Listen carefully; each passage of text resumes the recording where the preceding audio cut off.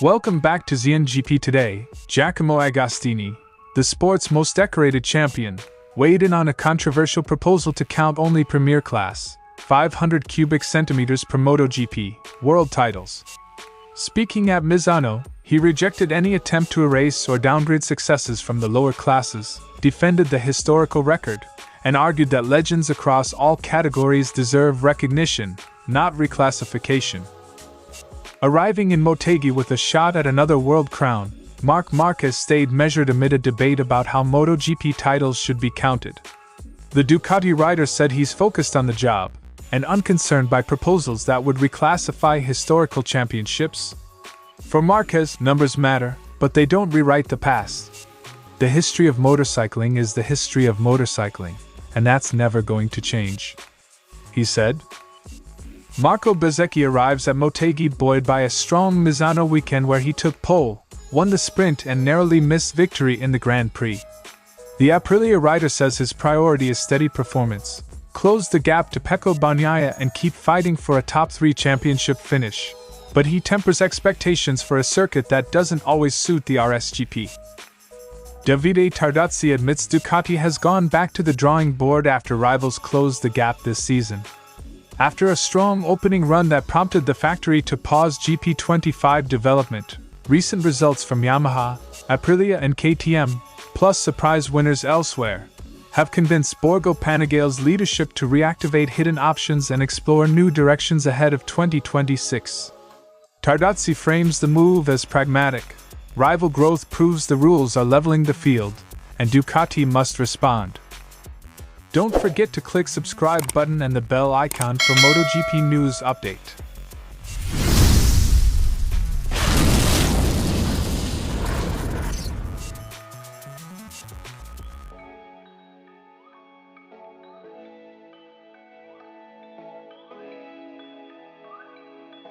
Agostini was blunt. Trophies represent lived moments, not administrative tallies. He dismissed the idea that his 15 world crowns could be reduced to 8 by fiat, calling such reinterpretation a huge misunderstanding. For him, each championship, whatever the class, is an unforgettable day that helped shape a career. He remembers 15 unforgettable days and will not accept historical revisionism. Agostini's posture is both personal and institutional, a call to preserve the sport's full record. Agostini acknowledged why promoters might want to spotlight MotoGP titles. Premier class wins draw attention and marketing value. Still, he warned against sidelining Moto2/Moto3 and their predecessors, which have their own prestige and have produced great champions. Reducing lower class achievements to complementary status risks erasing vital chapters of riders' development. He accepts giving MotoGP more visibility, but not at the cost of marginalizing other classes. The tension is between commercial storytelling and historical integrity.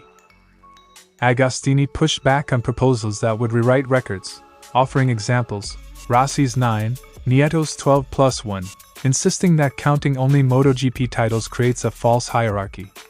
He argued for a nuanced approach that honors premier class importance without subtracting from riders who made their names elsewhere. To say 8-time world champion Agostini or never world champion Angel Nieto is completely absurd. For Agostini, the solution isn't rhetorical gymnastics but preserving context. Agostini reminded listeners that Moto2/Moto3, and earlier 125 cubic centimeters per 250 cubic centimeters, are not mere feeders. They are competitive arenas where technique and racecraft are forged. Many top stars built their DNA in those classes, and erasing their titles would undercut the sport's developmental narrative and potentially skew how young riders' achievements are valued. Marginalizing smaller classes risks weakening talent pipelines and misrepresenting career arcs. While not opposed to reforms aimed at modernizing the sport or boosting MotoGP's profile, Agostini urged care. Changes that elevate the premier class for storytelling should not rewrite history. He foresees the debate settling down, but wants decisions to respect the sport's multi-tiered heritage. He expects the controversy to be quickly cleared up, and wants a balanced approach that honors all champions. Agostini's intervention is both principled and tactical.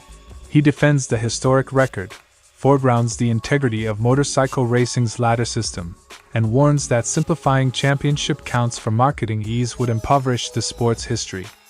Whether organizers listen will shape not just record books but how future generations understand what it means to be a world champion. Marquez admitted he's aware of the match point atmosphere but refused to be swept up in inevitability. He joked about the ritual of painting the other eye on his helmet and insisted he didn't mind if the title came this weekend or later. There are people who take it for granted. Nothing is given in motorcycling. The tone is pragmatic, ambition tempered by respect for the sport's unpredictability. Rather than hiding from the tension, Marquez said he leans on routine. While acknowledging higher stakes, he keeps his usual schedule and rituals to avoid panic and preserve performance. That mental continuity, he argued, is what separates success from errors under pressure. He maintains rituals and interviews to stay grounded rather than canceling activity because of tension. It's a classic elite athlete approach: normalize the extraordinary to perform at your best. Asked about the row over whether Premier Class only counting should alter riders' official tallies, Marquez deflected administrative semantics. Titles are added on the track, not by decree. He framed the debate as one of record-keeping, not of lived achievement. The history of motorcycling is the history of motorcycling, and that's never going to change. His stance underlines a simple truth: stats matter, but they don't erase memories, moments, or the meaning of past victories. Marquez swiftly returned the conversation to what he can control: lap times, starts, race management. He noted that closing out a championship still requires outscoring his nearest rival across the weekend, not just finishing the race, and promised to try but not to panic. He needs to score 3 more points than Alex over the weekend to clinch. It's a practical objective, not a foregone conclusion. The reminder keeps readers grounded. Titles are settled by on-track math, not media narrative. Marquez reflected on how a title would sit in his own story, less about a number, more about validating a comeback and the path he's taken. He compared sporting numeracy to remembering what truly matters: the performances, the sacrifices, rather than obsessing over a specific tally. Numbers come first in records, but the meaning of achievements is what endures. The comment reframes a potential 9th title as the latest chapter in a career defined by risk, recovery, and reinvention. Marc Márquez arrives at Motegi focused on the race rather than the headlines. Whether he seals the championship there or later, his message is clear: historical revisionism won't change what has already been won on track. For Marquez, the priority remains the same: keep the routine, execute the weekend, and let the results speak for themselves. Bezzechi's Misano form has been a clear shot of momentum. Pole, a sprint win and a hard-fought second in the Grand Prix prove the Aprilia package can compete at the sharp end. Yet the rider is careful not to read too much into one weekend. He's happy with Misano but insists each weekend is different and must be treated on its own merits. The tone is cautious optimism, success as a springboard, not a promise. Motegi presents a distinct challenge: different layout, grip levels and braking demands that may blunt Aprilia's recent edge. Bezzechi knows the track's characteristics and likes its heavy braking zones, but stresses the need to avoid excessive expectations given the bike's relative history there. He likes Motegi and its hard braking, but warns not to overdo expectations after Misano. The reminder is practical: momentum needs translating into suitability for the next venue. With just 8 points separating him from Bagnaia and 3rd overall, Bezzechi frames his season goal in measured terms: remain competitive every weekend and collect steady points rather than gamble for occasional highs. That approach, he believes, is the most sustainable route to finishing the year strongly. He hasn't obsessively watched the standings. His focus is consistency and competitiveness. A steady accumulation mindset fits a rider chasing overall championship position rather than one-off glory. This is Bezzechi's first year on the factory Aprilia, and he admits that learning the RSGP 25 is ongoing. Winter testing and early difficulties made progress hard to predict, but recent gains show the package and rider are converging. The work now is to sustain that development through circuits that don't automatically play to their strengths. He didn't expect these results early in the year, but is encouraged by progress with the bike. The arc is familiar: early adaptation, incremental gains, then consolidation. Bezzechi's game plan for Motegi is balanced: be realistic about the circuit, exploit braking zones where he feels at home, and avoid swinging between overconfidence and excessive caution. If he can do that, he believes Aprilia can continue its upward trend and keep him in the fight for a podium in the overall standings. The objective is to stay competitive and maintain the same consistency shown recently. Tactical maturity, race-by-race focus, becomes crucial in the season's closing stages. Marco Bezzechi's Misano surge has put him squarely in the conversation for third in the 2025 standings, but he's not getting carried away. Motegi will test whether recent gains were a moment or a movement. By prioritizing consistency, measured expectations and smart racecraft, especially in braking heavy sectors he likes, Bezzechi hopes to turn momentum into a sustainable championship push. Ducati had effectively frozen major evolution on the GP25 when early season performance made further changes unnecessary.